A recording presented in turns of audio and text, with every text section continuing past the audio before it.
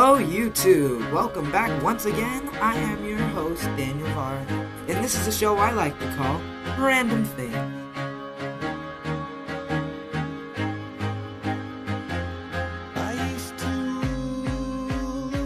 In this episode, I'm not really going to be talking about news as much as I'm going to be talking about a new sensation called Flappy Birds. A lot of you might have heard of it, and a lot of you probably are playing it.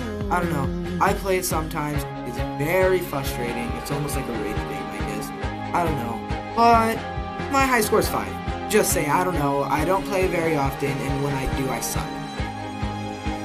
So all of you who have like 100 and you're like all badass, just saying, all I know is that it is horribly hard, which it seems so easy, but it's hard, okay? For all of you who don't play it, it's definitely an addiction. Try not to pick it up, okay? Well, that'll be another episode of Random Things. See you guys.